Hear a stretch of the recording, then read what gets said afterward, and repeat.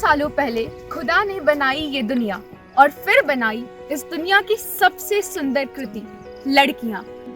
इस पूरी सृष्टि के जो सृजन करता है ईश्वर, उन्होंने अपने बाद नारियों को, महिलाओं को वो शक्ति प्रदान किया कि वो इस सृष्टि में नए जीव का सृजन करें। और केवल सृजन ही नहीं, अपितु वे उसे संवारने का भी काम करती है। नारी जो एक तरह से श्रृंगार का प्रतीक बनती है, वो जरूरत पड़ने पे वीरता का भी प्रतीक बन सकती है। जिन हाथों में वो कभी चूड़ियां पहनती है, वो हाथें तलवार उठाने के लिए भी तत्पर रहती हैं और अपनी आवाज को दूसरों तक पहुंचाने के लिए कलम उठाने के लिए भी उतनी ही तत्पर रहती हैं।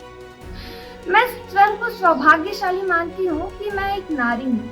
मेरी माने तो नारी ईश्वर की बनाई हुई ऐसी रचना है जो खुद ईश्वर से भी बड़ी है।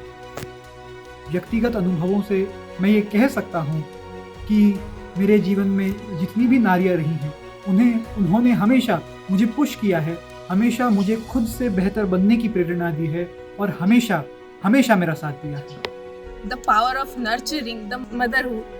I don't think so anyone could do better than woman or a girl. एक नारी के बिना हमारा जीवन जो है वो एकदम अधूरा सा लगता है।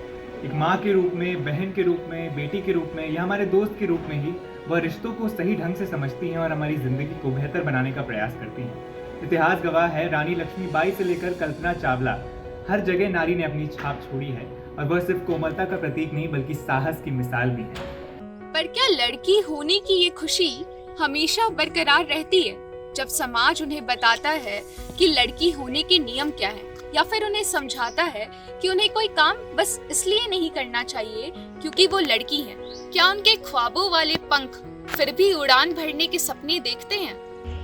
जब समाज में लड़की होने की चुनौतियों पर बात आती है तो मुझे अमृता प्रीतम जी की कुछ पंक्तियां याद आती हैं। वो कहती है कि इस जन्म में कई बार ऐसा लगा कि औरत होना गुनाह है, लेकिन यह गुनाह मैं बार बार करना चाहूँगी, लेकिन एक शर्त के साथ कि खुदा को अगले जन्म में भी मेरे हाथ में कलम देनी होगी। जैसे अमृता प्रीतम ने अपनी सारी चुनौतियों का एक समाधान अपना कलम ढूंढ लिया, मुझे लगता है कि हम सबको, हम सारी लड़कियों को वैसे ही अपना समाधान हमें खुद ही ढूंढना होगा कि जो हमारे प्रॉब्लम्स है कहीं ना कहीं उसके सॉल्यूशंस मुझे लगता है हम सबके पास ही होते हैं, तो हमें अपना समाधान खुद ही ढूंढना चाहिए। उर्दू के बड़े शायर मजाज रुदौलवी ने एक शेर कहा है कि तेरे माथे का ये आंचल बहुत ही खूब है, लेकिन तू इस आंचल को एक परचम बना लेती तो अच्छा था।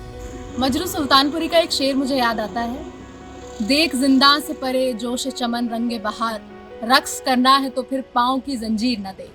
मुझे लगता है ये सारी जंजीरें, जितने रिस्ट्रिक्शंस हैं, हमारे ही बनाए हुए हैं और इन्हें तोड़ने के लिए कोई सरकार या कोई और फरिश्ता नहीं आएगा। और जब मैं ये बात कहती हूँ तो मुझे कैफी आजमी साहब की नज़्म औरत के कुछ मिसरे याद आते हैं। तुझ में शोले भी हैं बस अश्क फिशानी ही नहीं, तेरी हस्ती भी है एक चीज़ जवानी ही नहीं, अपनी तारीख का उन्वान बदलना है तुझे, उठ मेरी जान मेरे साथ ही चलना है तुझे। सोचो, एक ऐसी दुनिया जो केवल लड़कियों को ख्वाब देखने की आजादी ही ना दे बल्कि उन सपनों को पूरा करने का रास्ता भी दिखाए।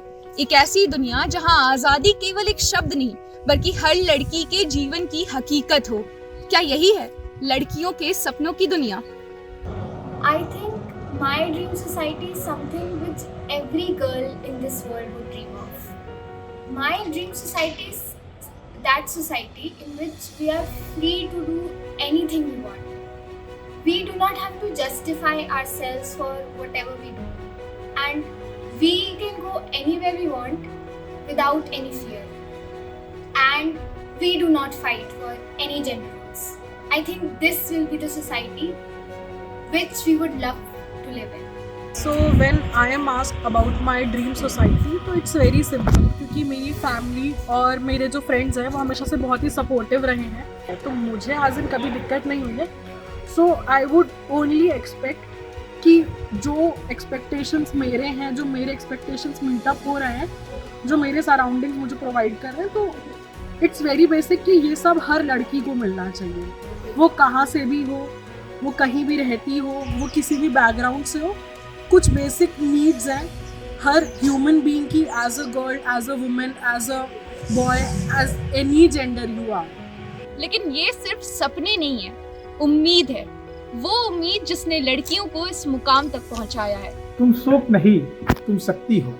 निज जीवन में उत्साह भरो, लक्ष्मीबाई का तेज लिए तुम दुश्मन का प्रतिकार करो। माँ काली के विकराल रूप का अद्भुत अलौकिक दर्शन हो, तुम बनकर सरस्वती संयम में मुखरित कर दो वाणी।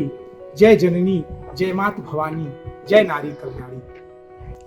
सुनो लड़कियों, तुम्हारे लिए समाज में कई मानक निर्धारित हैं, लेकिन तुम ना इन बातों की एक पोटली बनाकर फेंक देना।